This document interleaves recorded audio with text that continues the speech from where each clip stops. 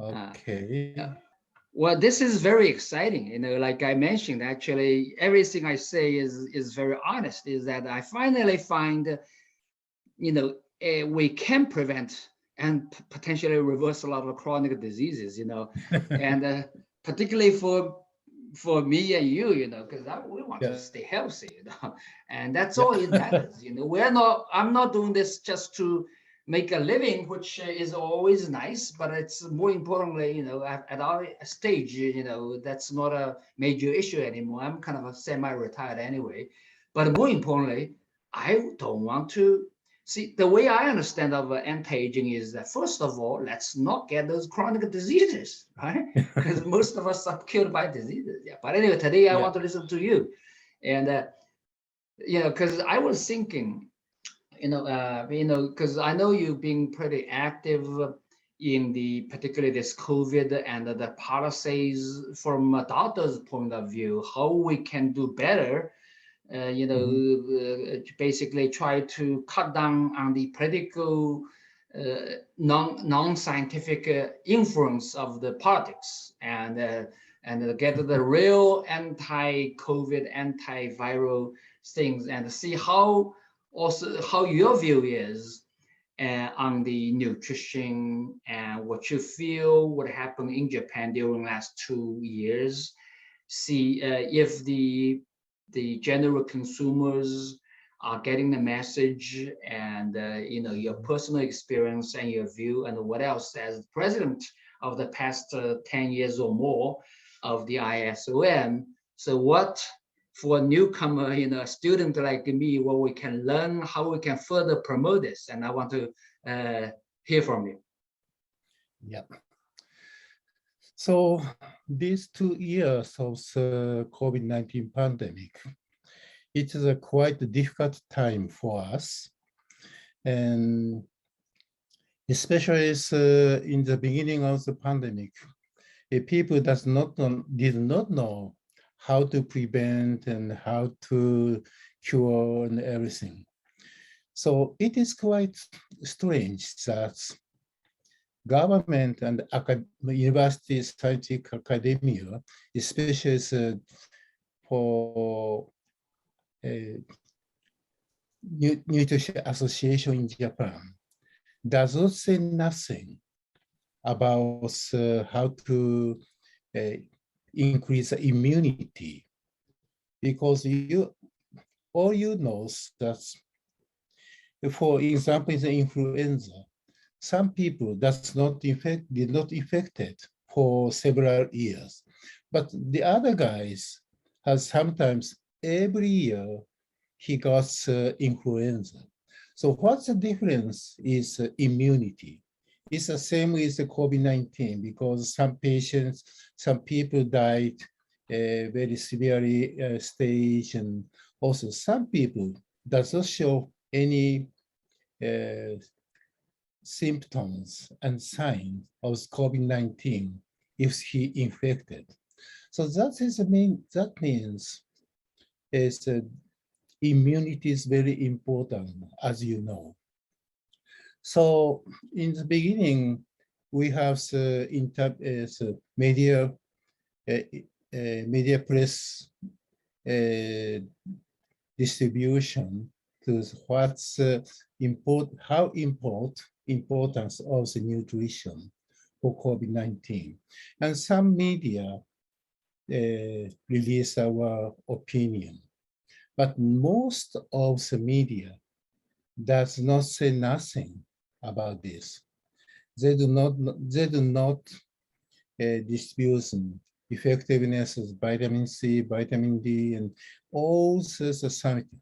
And during 2 years, still media does not say about the nutrition against COVID-19. Especially big issue is vaccines. About 1,600 people died, but immediately after the COVID-19 vaccines. But government and also advisory committee of the government does not say nothing. And they always says no evidence. There's no evidence relation between vaccine and death. So also media does not say anything about the adverse reaction of the vaccines. That is a big problem for us. So we now have the number of how many, 1 second. I would like to check. Yeah. About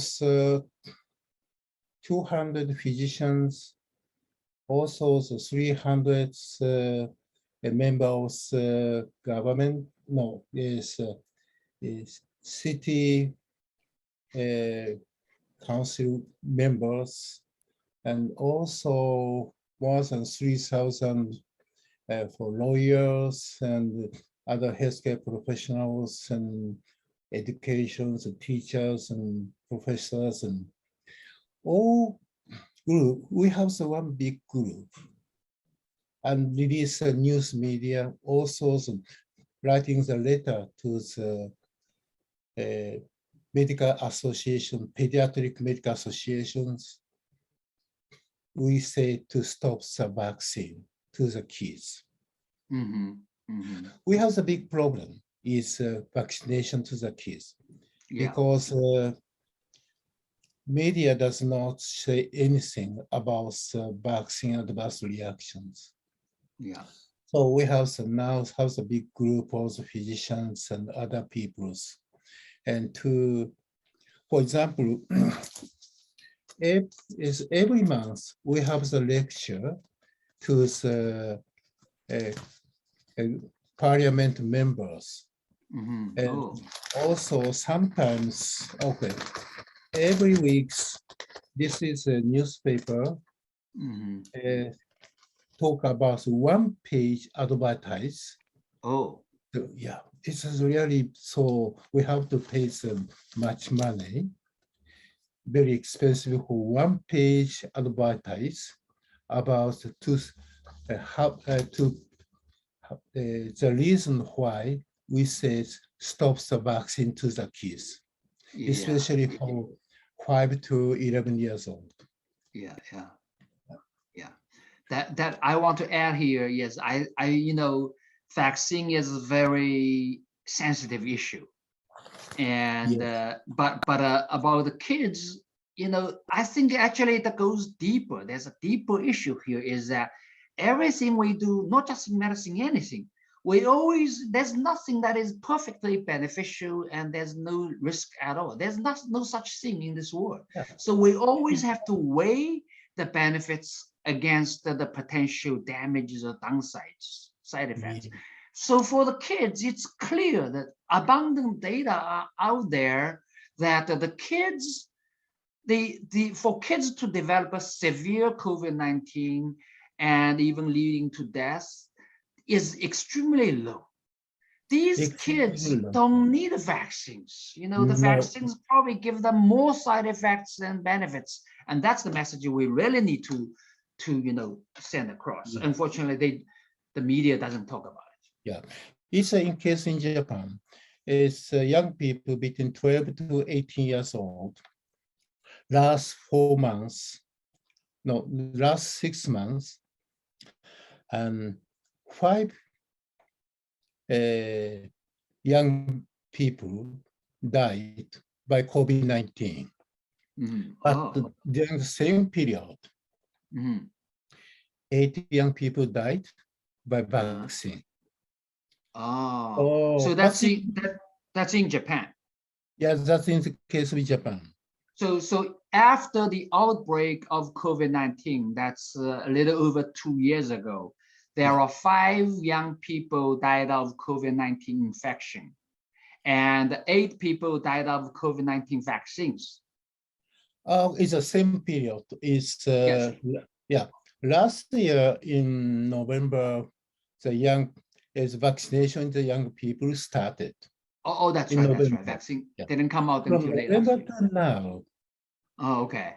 yeah, as okay, the young people infected COVID-19 Mhm. only is five, is how to say, 5 or 7, 6 people uh, died by COVID-19, but 7 and 8 young people died by vaccine. Vaccines. So that's So doing more harm actually than yeah, help. You know. yeah, Yeah. and also we know during the 2 years of COVID-19 pandemic, no kids died by COVID-19. It's a 0. So until vaccine came out. So now vaccine came out, but just started. But we always said don't do the vaccine to the kids because no benefit, lots of the risks, and no evidence. That's right. That's right. Yeah.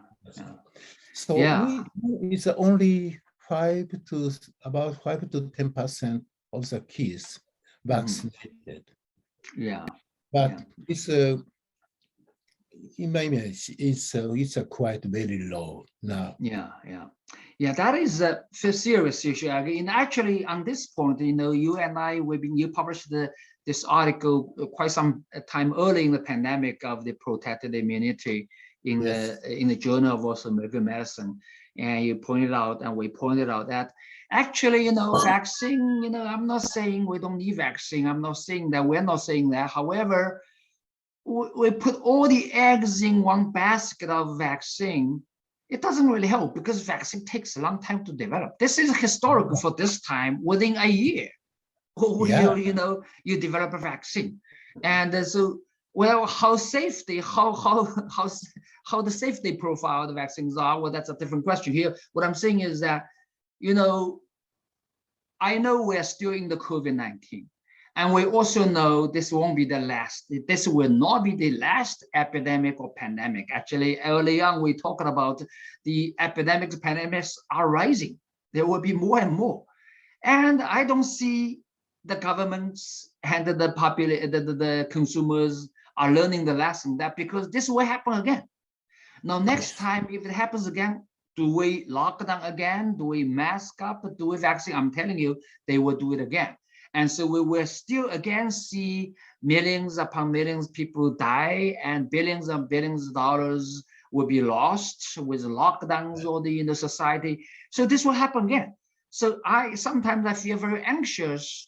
Why don't we learn from this? Because that's what have been saying is that we need immunity. This is unfortunately it's deeper. Is that in our current Western medicine, we forget our native innate immunity, prevention first. If we have a strong immunity, we can cut down the risks of these severe diseases and the deaths significantly, right? Exactly. I have lectures every week to the public and talking about some meaningless of vaccine and do not vaccinate your kids. But people ask me how to prevent the COVID-19. So I always said, because vitamin C, vitamin D, zinc, and other nutrients increase your immunity. Also, good sleep, good exercise, and no stress, and that is good for the increase the immunity. And stay home is very bad because low sunshine, vitamin D's, and that is very simple for increase the immunity because vaccine after the breakthrough infections COVID-19, it is a certain times natural immunity is a vaccine. Natural immunity is certain times higher. Sorry. is vaccinated people is when compared with the natural immunity as a naturally infected COVID-19, when compared vaccinated people is 13 times higher incidence of the breakthrough infection. Yes. Because we know now, because I don't know if it's this particular virus and the vaccines, or maybe because of the rush of these vaccines onto the market, the quality is not so good. Somehow, these vaccines, we know, at least for some people, they cause reactions. And in my interpretation, the facts, those, particularly probably mRNA vaccines, they cause this increased inflammation, oxidative stress in the body that makes people more likely to catch these other diseases. Yeah. Exactly. And one other thing, we see here is that even among those people who are heavily vaccinated, you still see a lot of infections. So how, they've been changing, the vaccine, the companies, the governments, they've been changing their conversation, their points, saying, well, vaccines may not necessarily protect you, however, it will reduce your severity. And I'm not sure the data is clear on that either, But one thing I think is clear, they don't want to talk about, is that we have been talking, you, IOSO people, and we've been saying the facts. The viruses are bad is because they mutate very rapidly. Right. You can never catch up with the speed of mutation by developing new vaccines. So by the time you get the first vaccine on the market, oh boy, I don't know how many generations the virus has mutated. Because the government is buy lots of vaccine from the drug companies, and they have lots of stocks in the storage.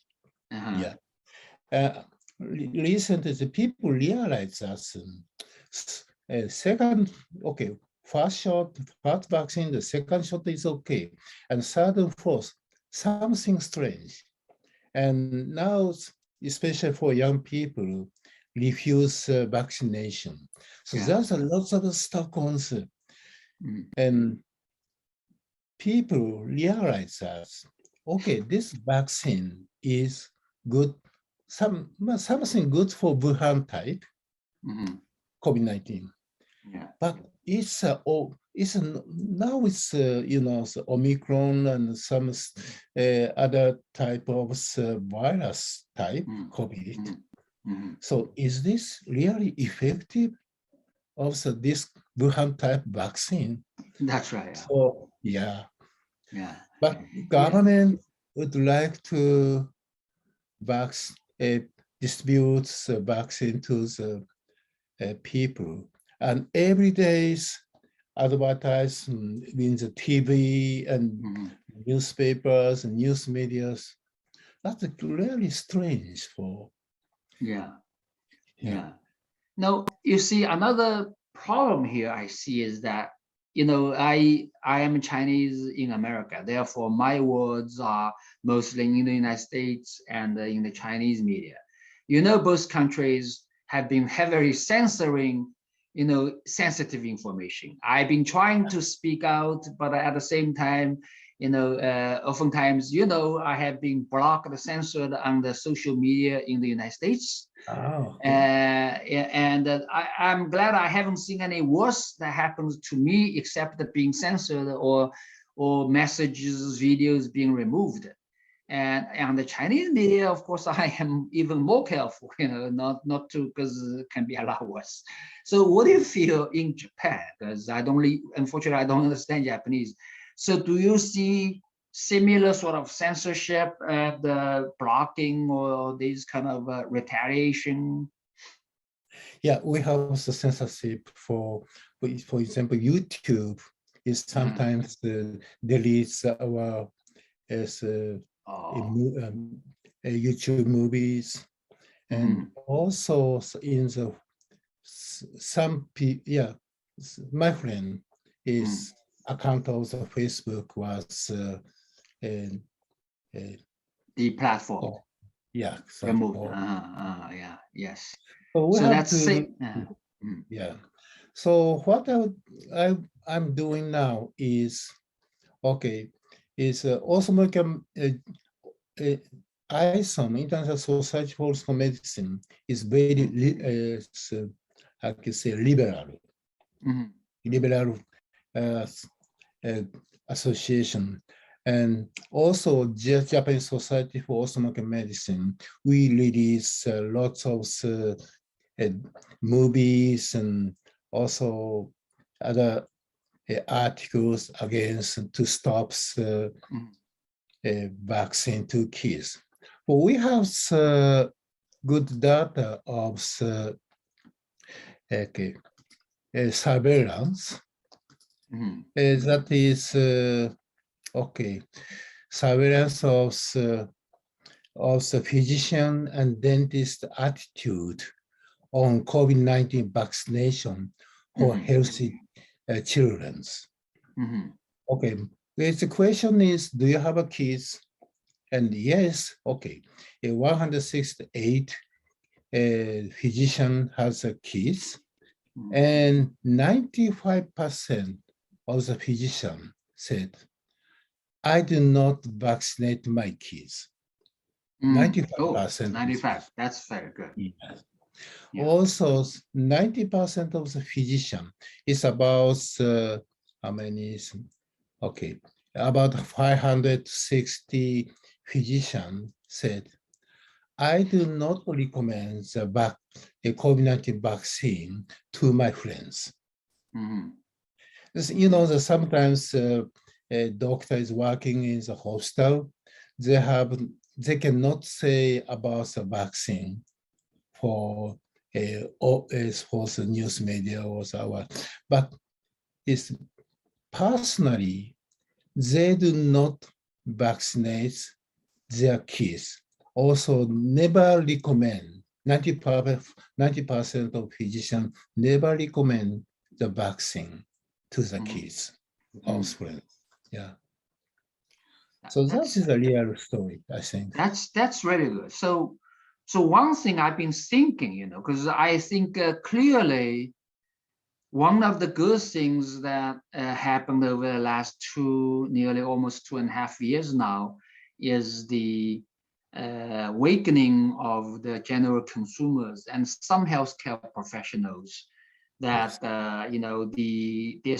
what the governments have been saying of social distancing vaccine or masks are only partially, and we need to basically nutritional immunities, healthy lifestyle, even among my more conservative, physician colleagues, because when I used to be poo-pooed all the time when I make these, opinions, but now there are people always standing out, supporting my idea. So one thing I would be thinking is maybe what we could do is we can design a few simple sort of questionnaire surveying the doctors, professionals, simple ones to see how what they have been learning, or what else can we do, how we can improve the consumer's perception. Because one thing I learned actually during last 2 years, talking on this our OMNS, Orthomolecular Medicine News Board, is that it's probably more effective we directly talk to the professionals and consumers rather than changing the governments, which we can't, changing the media, which we can't. It's very hard, Yeah. So yes, you are right, and it is quite. It needs a lot of energy to change the mind, thinking about the government and the medical association. So, but they do not change their mind because it is very. This is quite angry because Japanese Society of Pediatrics strongly recommends the vaccine to the kids. Yes. Still. I'm sure. So what we can do is distribute real information to the people in the public. So education to the public and Yes. also our colleagues is very important and very powerful, and we can change. Yeah. I think that's very important. Yes, because we need to continue our message to the consumers and try to convince some of those professionals and the politicians. So Yeah. as the president of ISOM, of course, we need their leadership, further leadership. So maybe we could start some question. I know you've been very actively involved in the public opinion, and I know there's a new party in Japan that I don't know much about. Do you mind if you talk a little bit, because that may help others possibly how to get involved? For example, I'm interested in here in the United States, there's politics. In China, there's nothing for me to do because that's the politicians' politics. Here in the United States, it is still politicians' politics. However, so maybe people like me, we can learn a little bit how we can a little bit more actively be involved. Yeah. Fortunately, I have a good friends in new party members. He was parliament members, but not now. This summer, we have a big elections, and he will. So, what we support his actions against the vaccine and also masks and everything. What would like to, because he's like to open the data of the government. I mean, most of the Japanese, that's not about. Already more than 1,600 people was killed by the vaccine. They do not know because media does not release. That's right. So this, my friends, is try to go to be members of parliament and would like to change what's new information and release to the news and evidence from the government to the publics. And it is quite difficult to change the parliament and government. But it's hard. This action is very important because people are watching what we are doing. Of course, when we need to do our part gradually, start from small. I'm glad that the also American, Linus part Dr. Pauling said optimal nutrition is the medicine of tomorrow, which was half a century ago, and today, unfortunately, it is still the medicine of tomorrow. But luckily we see this is growing today. At least in the United States, I can see there are a lot more professionals and consumers as well in alternative medicine, so to speak, lifestyle medicine, also molecular medicine, nutritional medicine, not the drug-based approach. We can clearly see the impact is growing. Yeah, exactly. Yeah. So I hope the people will realize because we have to protect kids. Because they are our futures. Yes. Fortunately, in Japan, still 5 to 10%. But government estimate, the vaccine started in February, and now it's May. Government estimated maybe 40 to 50%, but still 5 to 10% hospital. So people realize, the vaccine is not so good for my kids. We have the very big group. So now the 3,000 groups. Also, we have 1,000 physicians volunteer group against COVID-19 vaccines. And also about 20,000 moms group. Mothers is very strong power to the government. who said that? Mother is the last defender of the children, you know. Some Yes. famous people said that. Yeah. So Yes, we you are know, good.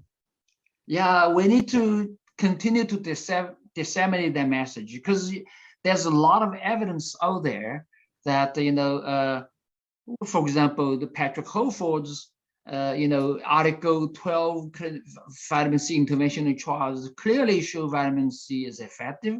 Not only that, actually, you know, vitamin D research actually is less being suppressed than vitamin C, which is somewhat Yeah. good for vitamin D. We have seen plenty of data on vitamin D that shows up, you know, Yeah. that shows it's safe.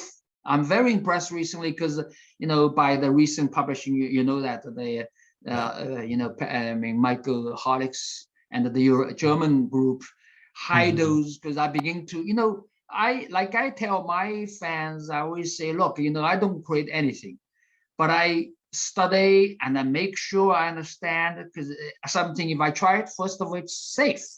So there's growing that data, amount of data showing vitamin D, of course, vitamin C as well, is very safe. You Yeah. know, the Helsinki Convention, if something is safe, then you can use it, particularly for incurable diseases.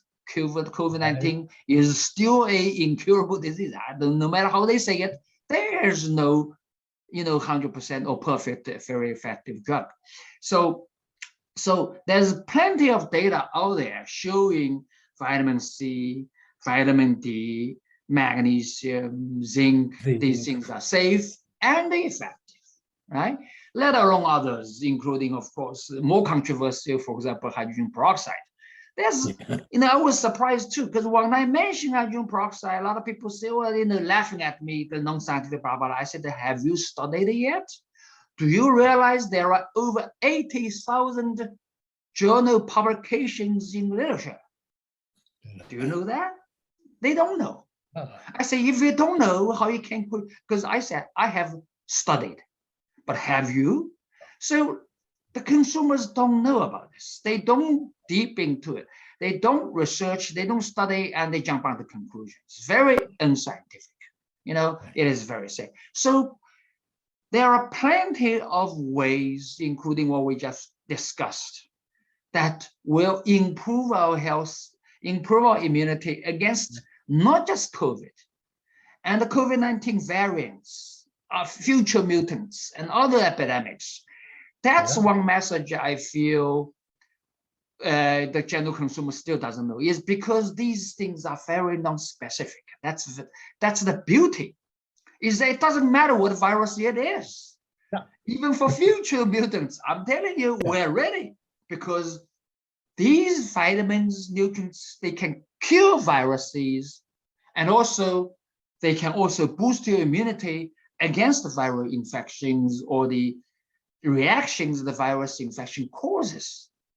So Yeah. that's a very important message. I hope, you know, right now in the United States, probably in Japan, other parts of the world, we feel like it's the end of the COVID-19. We begin going to a new normal, you know, Yeah. but we shouldn't forget that, you know, mutations will happen again and future epidemics will happen again. The only time to learn is we learn how we can build up our immunity, stay healthy. Not only this is good for your health against COVID-19, but also against many other diseases. And we will be ready Yeah. in case of another, you know, like I said in the recent COVID-25, COVID-30, whatever.